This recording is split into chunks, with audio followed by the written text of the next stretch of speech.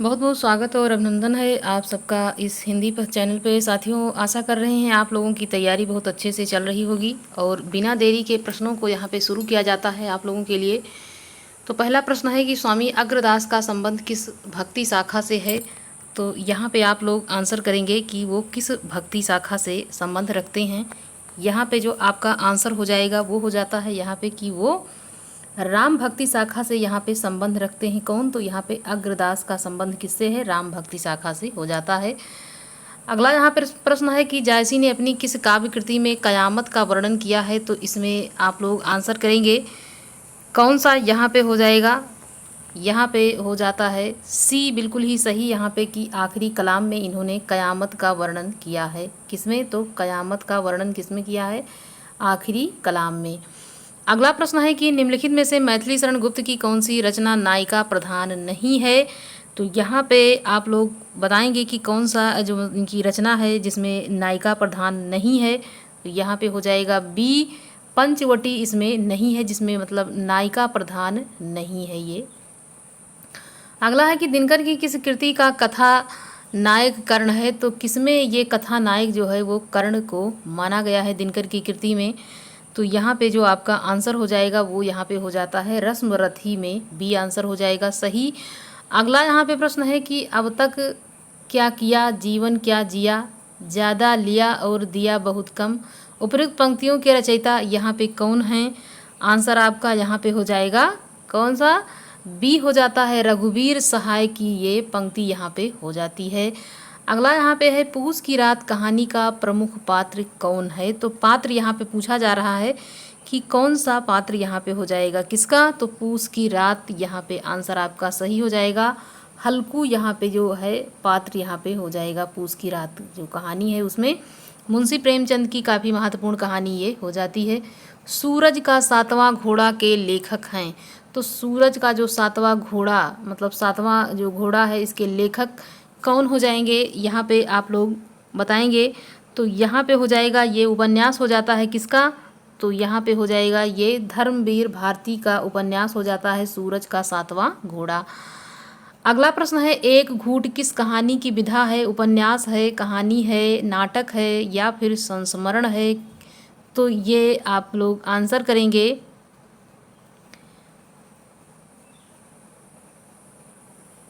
सी इसमें हो जाता है कि ये एक नाटक है। क्या है? एक नाटक हो जाता है किसका। तो जयशंकर प्रसाद जी का हो जाएगा।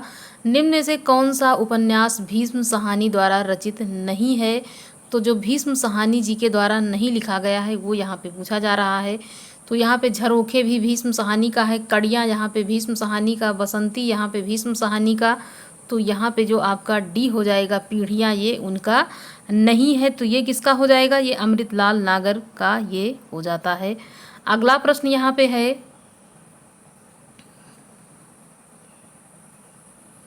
नागा अर्जुन द्वारा रचित मछुआरों के जीवन पर आधारित उपन्यास है। ये यहाँ पे है कि मतलब नागा अर्जुन जी के द्वारा जो लिखा गया है उपन्यास ये कौन सा हो जाएगा? जो मछुआरों के जीवन पर आधारित है यहाँ पर। तो इनका जो उपन्यास हो जाएगा वो हो जाएगा यहाँ पे कौन? बी हो जाएगा वरुण के बेटे। किसका हो जाएगा? तो यहाँ पे नागा अर्जुन के द्वारा यहाँ पे लिखा गया है उपन्यास वरुण के बेटे। अगला है माटी की मूर्तें के लेखक कौन हैं। तो यहाँ पे ये आप लोग आंसर करेंगे कि माटी की मूर्तें ये किसकी रचना है, मतलब किसने इसको लिखा है। तो यहाँ पे हो जाएंगे राम वृक्ष बेनीपुरी और ये एक रेखा चित्र हो जाता है। क्या हो जाता है? एक रेखा चित्र हो जाएगा। अगला है कि कर्मवीर पत्रिका के संपादक कौन हैं। तो कर्मवीर पत्रिका के संपादक आप लोग यहाँ पे बताएंगे कौन हो जाएंगे। तो यहाँ पे आंसर हो जाएगा कि ये ए हो जाएगा माखन लाल चतुर्वेदी कर्मवीर पत्रिका के संपादक हो जाते हैं। अगला है कि महात्मा गांधी की जीवनी अकाल पुरुष गांधी के लेखक कौन हैं। काफ़ी महत्वपूर्ण जीवनी की दृष्टि से देखा जाए तो ये काफ़ी महत्वपूर्ण हो जाएगा। और यहाँ पे आंसर आप लोग करेंगे तो यहाँ पे हो जाएगा क्या? यहाँ पे बी हो जाएगा जैनेन्द्र कुमार जी के द्वारा ये लिखा गया है अकाल पुरुष गांधी। अगला प्रश्न है कि निम्नलिखित में से कौन सा संस्मरणात्मक ग्रंथ कृष्णा सोबती द्वारा रचित है। मतलब कृष्णा सोबती जी के द्वारा यहाँ पे लिखा गया है संस्मरणात्मक ग्रंथ यहाँ पे। तो यहाँ पे जो आपका आंसर हो जाएगा वो हो जाएगा क्या? यहाँ पे हम हसमत किसका हो जाएगा? कृष्णा सोबती का ये हो जाएगा हम हसमत। अगला है कवि वचन सुधा के संपादक थे, तो इसके संपादक कौन हो जाएंगे?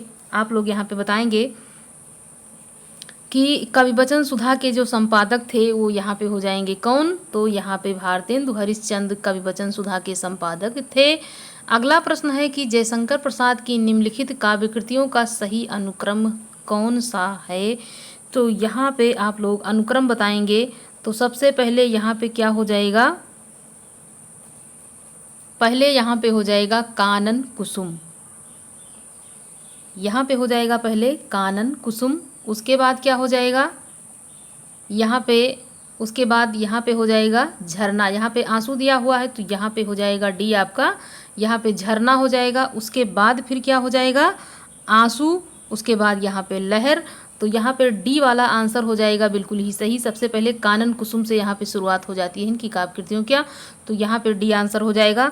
देखा जाता है तो कानन कुसुम की जो रचना हुई 1912 में, और उसके बाद झरना 1918 में, आंसू 25 में और लहर इनकी 33 में आई। अगला यहाँ पे है कि निम्नलिखित में से कौन सा युग्म अघोष ध्वनि का है? तो यहाँ पे अघोष ध्वनि पूछा जा रहा है। तो जो पा और फा होता है, यहाँ पे जो पहली मतलब दो लाइन जो होती है जैसे का और खा, तो यहाँ पे क्या हो जाएगा? पा और फा। ये किसके अंतर्गत? तो ये अघोष हैं। उसके बाद यहाँ पे जो 3 लाइन और आगे आती है वो हो जाता है वहाँ पे सघोष। तो यहाँ से का खा ये हो जाएगा यहाँ तक अघोष। उसके बाद गा घा अंगा ये यहाँ पे हो जाएगा, क्या हो जाएगा? तो सघोष यहाँ हो जाता है। अगला है कि मतलब यहाँ पे तो सी मतलब पाफा ये अघोष के अंतर्गत हो जाएगा, लेकिन जो पीछे जो 3 जो वो होती हैं लाइनें इधर और जो होते हैं उसमें क्या हो जाएगा? वो सघोष के अंतर्गत आता है। हिंदी साहित्य के रीत काल का श्रृंगार काल निम्नलिखित में से किस इतिहासकार ने यहाँ पे नाम रखा? तो श्रृंगार काल यहाँ पे किसने कहा है? ये यहाँ पे आंसर होगा, आप लोग बताएंगे कि श्रृंगार काल इसको किसने कहा है? रीत काल को। तो यहाँ पे जो आपका आंसर हो जाएगा वो हो जाता है यहाँ पे सी, विश्वनाथ जी ने इसको कहा है क्या? श्रृंगार काल कहा है। किसको? तो रीत काल को कहा है। अगला यहाँ पे प्रश्न है संत मत के अलावा शब्द का प्रचलन और किस पंथ में हुआ है? तो सिद्ध पंथ में, जैन नाथ पंथ या फिर साखी संप्रदाय, किसमें ये देखने को मिलता है? तो जो इसका प्रचलन है वो हो जाता है किसमें? ये देखने को मिलता है सिद्ध पंथ में ये देखने को मिलता है। ये जो संत मत के अलावा जो शब्द का प्रचलन किसमें? तो सिद्ध पंथ में देखने को मिलता है। अगला प्रश्न है कि गोरख जगायो जोग भगति भगायो लोग, यह काव्य पंक्ति काफ़ी महत्वपूर्ण पंक्ति है। ये एग्जाम की दृष्टि से देखा जाए तो ये पंक्ति किसकी हो जाती है? यहाँ पे आंसर आपका हो जाएगा एक गोरखनाथ की पंक्ति है, गोरख जगायो जोग भगति भगायो लोग। यहाँ से भी आप रिलेट करेंगे तो गोरख इसमें भी आता है, गोरख की ये पंक्तियाँ हो जाती हैं। अगला है निम्नलिखित काव्य पंक्तियों में से किसकी रचयिता मीराबाई नहीं है? तो नहीं पूछा जा रहा है कि मीराबाई जी की रचना यहाँ पे नहीं है। तो गीत गोविंद का टीका यहाँ पे मीराबाई की है, राग गोविंद भी मीराबाई की है, नरसी जी का मायरा मीरा जी का यहाँ पे हो जाएगा। ये बी आंसर आपका यहाँ पे हो जाएगा सही। क्या बी हो जाएगा? बिल्कुल ही सही। तो ये प्रेम तत्व निरूपण इनकी रचना नहीं है। और जितनी भी रचनाएं यहाँ पे आप देख सकते हैं ये सारी रचनाएं किसकी हो जाती हैं? मीराबाई की। तो यह कृति कृष्णदास की हो जाएगी। किसकी? कृष्णदास की हो जाती है। अगला है रास पंचाध्यायी किस छंद में लिखी गई है? तो ये जो रास पंचाध्यायी है ये नंददास ने लिखा है। और किस में लिखा है? तो ये यहाँ पे लिखा गया है रोला में इन्होंने लिखा है। किसमें? रोला में इन्होंने लिखा है। किसने लिखा है? तो नंददास ने। अगला है युगधारा के रचयिता कौन है? युगधारा के रचयिता यहाँ पे पूछा जा रहा है। यहाँ पे आप लोग आंसर करेंगे कि युगधारा किसकी रचना यहाँ पे हो जाएगी। युगधारा यहाँ पे रचना हो जाती है किसकी? नागार्जुन। सी हो जाएगा यहाँ पे आपका सही, नागार्जुन की रचना यहाँ पे हो जाएगी युगधारा। अगला है बीती विभावरी जागरी अंबर पनघट में डुबो रही तारा घट ऊषा नागरी। उपर्युक्त काव्य पंक्तियाँ प्रसाद के किस काव्य संग्रह से संकलित है, मतलब काव्य संग्रह में संकलित है, ये पूछा जा रहा है। तो किसमें ये संकलित है, ये पंक्ति जो है ये हो जाएगा कि ये लहर में संकलित है। किसमें? डी हो जाएगा सही बिल्कुल। तो लहर में ये काव्य पंक्ति यहाँ पे संकलित है। बीती विभावरी जागरी, अंबर पनघट में डुबो रही, तारा घट उषा नागरी। अगला है कि अंधा कुआं किसकी नाट्य कृति है। तो ये नाट्य कृति किसकी हो जाएगी? अंधा कुआं। अंधा कुआं जो है यहाँ पे हो जाता है किसका? लक्ष्मी नारायण लाल का हो जाएगा अंधा कुआं। क्या हो जाएगा? अंधा कुआं लक्ष्मी नारायण लाल का हो जाता है। अगला प्रश्न है कि ध्वनि सिद्धांत के आचार्य कौन हैं। तो यहाँ पे ध्वनि सिद्धांत की जब बात आती है तो एक ही आंसर आपका होना चाहिए बिल्कुल ही, आनंदवर्धन। यहाँ पे ए हो जाएगा बिल्कुल ही सही। ध्वनि सिद्धांत के आचार्य यहाँ पे किसको कहा जाता है? तो आनंदवर्धन हो जाएगा। इसमें से कौन सी कृति प्रबंध काव्य का उदाहरण नहीं है। तो प्रबंध काव्य का उदाहरण इसमें नहीं पूछा जा रहा है, आंसर करेंगे आप लोग। तो यहाँ पे हो जाएगा प्रेम तत्व निरूपण, ये इसका उदाहरण नहीं है। डी हो जाएगा बिल्कुल ही सही यहाँ पे आपका प्रेम तत्व निरूपण, जबकि ये रचना किसकी है? कृष्णदास की हो जाएगी। अगला है वक्रोक्ति के विरोधी आचार्य कौन हैं। तो वक्रोक्ति के विरोधी जो आचार्य हैं वो यहाँ पे कौन हो जाते हैं, आप लोग यहाँ पे बताएंगे।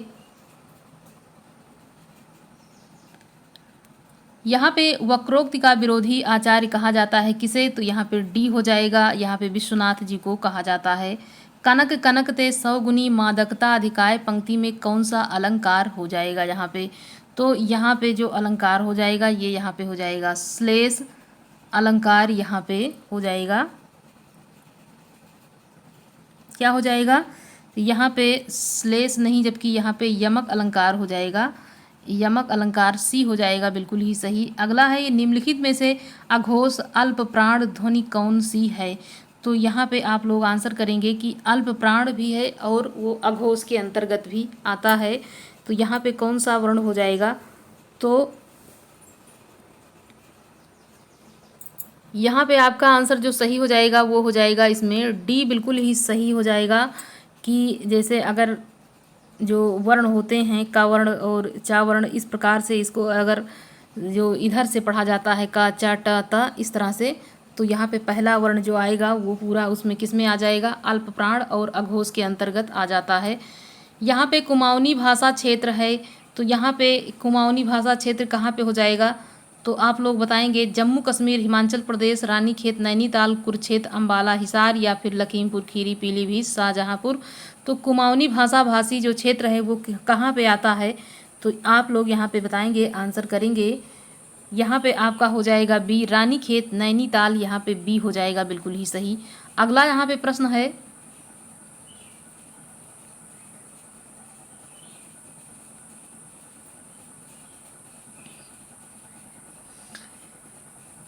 कर्ण कारक किस वाक्य में है। तो यहाँ पे कर्ण कारक पूछा जाता है। राम को फल दो, राम वह कलम से लिखता है, यह राम की पुस्तक है, वृक्ष से पत्ते गिरते हैं। कर्ण कारक इसमें पूछा जा रहा है। तो यहाँ पे आपका आंसर जो सही हो जाएगा वो यहाँ पे हो जाएगा बी, इसमें वह कलम से लिखता है। तो यहाँ पे से जो लगा है मतलब कि जो ये इसका चिन्ह हो जाता है। अगला प्रश्न है कि क्रिया का आधार सूचित करने वाला कारक कौन सा है। क्रिया का आधार सूचित करने वाला कारक यहाँ पे बात की जाएगी। तो यहाँ पे हो जाएगा आपका, यहाँ पे अधिकरण हो जाएगा, सी हो जाएगा यहाँ पर आपका बिल्कुल ही सही, सी अधिकरण का हो जाता है। निम्नलिखित में से स्त्रीलिंग शब्द को चुनिए। तो स्त्रीलिंग शब्द यहाँ पे आप लोगों को चुनना है, आंसर करेंगे आप लोग। तो यहाँ पे हो जाएगा बी संध्या हो जाएगी, हो जाएगा इसमें किसमें? स्त्रीलिंग शब्द के अंतर्गत आता है।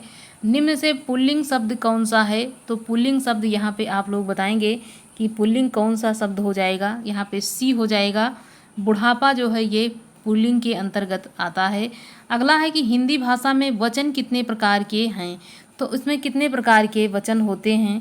यहाँ पे हो जाएगा बी, 2 प्रकार के होते हैं। कितने प्रकार के? 2। संस्कृत में 3 प्रकार के, लेकिन हिंदी में 2 प्रकार के होते हैं। अगला है निम्नलिखित वाक्यों में से किसमें बहुवचन का प्रयोग हुआ है। तो यहाँ पे बहुवचन का प्रयोग किसमें हुआ है, यहाँ पे आप लोग आंसर करेंगे। सी हो जाएगा, लड़के लड़के से कहते हैं। ये यहाँ आपका हो जाएगा, बहुवचन का प्रयोग यहाँ पे हुआ है। अगला है निम्नलिखित विकल्पों में से देवालय शब्द का संधि विच्छेद यहाँ पे चिन्हित कीजिए। तो यहाँ पे क्या हो जाएगा, देवालय का संधि विच्छेद, यहाँ पे आंसर आप लोग करेंगे तो देव प्लस आलय यहाँ पे हो जाएगा सी, यहाँ पे बिल्कुल ही सही हो जाएगा, देवालय यहाँ पे हो जाएगा। निराकार का संधि विच्छेद क्या हो जाएगा, तो यहाँ पे निराकार का जो संधि विच्छेद है वो यहाँ पे ए हो जाता है, निरह प्लस आकार हो जाएगा।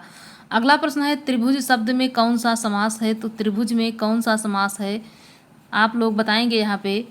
तो जो त्रिभुज है मतलब जो यहाँ पे संख्यावाची भी शब्द दिख रहा है, तो इस प्रकार से भी आप लोग जान सकते हैं कि यहाँ पे द्विगु समास हो जाएगा। क्या हो जाएगा, द्विगु समास। त्रिभुज में द्विगु समास यहाँ पे हो जाएगा। धनंजय में समास है, धनंजय का जो समास पूछा जा रहा है आपका यहाँ पे आंसर हो जाएगा कौन सा, सी हो जाएगा, बहुव्रीहि समास हो जाएगा। किसमें, तो धनंजय में हो जाता है। अगला प्रश्न है कि भारिव द्वारा रचित किरात अर्जुनीय का प्रधान रस है, तो इसमें कौन सा रस हो जाएगा जो भारिव जी के द्वारा लिखा गया है यहाँ पे, तो यहाँ पे आप लोग बताएंगे ए हो जाएगा, वीर रस प्रधान। यहाँ पे ये किरात अर्जुनीयम रचना इनकी हो जाती है। किसकी हो जाती है, भारिव की हो जाती है। जो इसको यहाँ पे श्रेयांत ये श्री से शुरू होता है, मतलब श्री से इसका अंत होता है, किरात अर्जुनीयम की जो श्लोक है। और यहाँ पे भारिव जी ने इसको लिखा है। इसमें 18 सर्ग होते हैं, बृहत्त्रयी के अंतर्गत ये आता है। श्री हर्ष द्वारा रचित नैषधीय चरितम में किस रीति की प्रधानता है, तो आप लोग यहाँ पे आंसर करेंगे कि किस रीति को यहाँ पे श्री हर्ष के नैषधीय चरितम में प्रधानता बताई गई है। बी हो जाएगा, इसमें वैदर्भी रीति का यहाँ पे प्रधानता देखने को मिलती है नैषधीय चरितम में। रचना किसकी है, श्री हर्ष की है। काव्य रचना की दृष्टि से महाकवि माघ की 3 गुणों से विभूषित स्वीकार किए जाते हैं, तो इनके तीनों गुण को यहाँ पे बताना है, कौन कौन से गुण हो जाएंगे। तो यहाँ पे उपमा हो जाएगा, अर्थ गौरव और पादलालित्य जो है ये इनमें देखने को मिलता है। ये तीनों गुण हैं अलग अलग, जैसे उपमा कालिदास में, अर्थभारी में, और ये पदलालित दंडी में हो जाएगा। निम्नलिखित में से अगला प्रश्न है कि निम्नलिखित में से कौन सी रचना लघुत्रयी में नहीं आती है, तो जो लघुत्रयी में नहीं आती है वो बताना है इसमें। तो लघुत्रयी में ना आने वाली एक ही रचना यहाँ पे हो जाएगी, कौन सी, यहाँ पे ऋतु संहार हो जाएगा, जो लघुत्रयी के अंतर्गत नहीं आती है। अगला यहाँ पे प्रश्न है निम्नलिखित में से कौन से कवि कालिदास से पूर्ववर्ती हैं, तो वो कौन से कवि हैं जो कालिदास से पहले यहाँ पे नाटक लिख चुके हैं। यहाँ पे बी हो जाएगा, भास ऐसे जो कवि हैं जो कालिदास से पूर्ववर्ती हैं। यहाँ पे विष्णवे का संधि विच्छेद क्या होगा, विष्णवे का संधि विच्छेद यहाँ पे आप लोग बताएंगे। तो विष्णवे का यहाँ पे हो जाएगा कौन सा, यहाँ पे बी हो जाएगा, विष्णु प्लस ए हो जाएगा। महोत्सव शब्द में कौन सी संधि है, महोत्सव में संधि विच्छेद आपको बताना है कि यहाँ पे कौन सी संधि हो जाएगी, तो गुण संधि यहाँ पे हो जाएगी, कौन सी, गुण संधि। मति शब्द से षष्ठी एक वचन का रूप है, मति शब्द के षष्ठी एक वचन का रूप, तो क्या हो जाएगा, मति का यहाँ पे षष्ठी एक वचन का जो रूप है वो यहाँ पे हो जाएगा कौन सा, मत्या हो जाता है। क्या हो जाएगा, मत्या, बी हो जाएगा आपका यहाँ पे सही। अगला प्रश्न है कि आत्म शब्द के चतुर्थी बहुवचन का रूप क्या हो जाएगा, आत्मना, आत्मभ्या, आत्मने, आत्मनि। तो यहाँ पे आप लोग बताएंगे कि कौन सा हो जाएगा, तो बी हो जाएगा, आत्मभ्या यहाँ पे हो जाता है।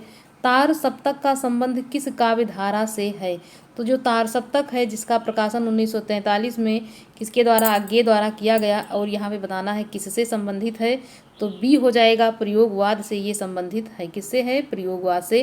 निम्नलिखित में से कौन भरत मुनि के रस सूत्र का एक व्याख्याकार नहीं है, तो जो यहाँ पे व्याख्याकार नहीं है वो यहाँ पे हो जाएंगे कौन, बी हो जाएगा, क्षेमेंद्र यहाँ पे नहीं है, जबकि भट्ट, लोल्लट, शंकुक और अभिनय गुप्त यहाँ पे इनके सूत्र रस सूत्र के व्याख्याकार के रूप में ये प्रसिद्ध हैं। अगला प्रश्न है कि बनारसी दास जैन ने लिखी थी, क्या लिखी थी, तो इन्होंने एक जो सबसे पहली ये क्या लिखी, इन्होंने यहाँ पे आत्मकथा लिखी, बनारसी दास जैन ने हिंदी की पहली आत्मकथा इन्होंने लिखी है। किसने लिखी, बनारसी दास जैन ने। अगला है जिस काव्य पंक्ति में प्रयुक्त किसी एक ही शब्द के एक से अधिक अर्थ हों उस पंक्ति में अलंकार कौन सा हो जाएगा, तो एक ही मतलब जो शब्द है एक ही शब्द के एक से अधिक अर्थ हों तो वहाँ पे अलंकार जो हो जाएगा वो यहाँ पे श्लेष हो जाता है। डी हो जाएगा आपका यहाँ पे बिल्कुल ही सही। अगला प्रश्न है वाक्यम रसात्मकम काव्यम, काव्य परिभाषा के प्रणेता यहाँ पे पूछा जा रहा है कौन है। तो जो यहाँ पे परिभाषा हो जाती है किसकी है, यहाँ पे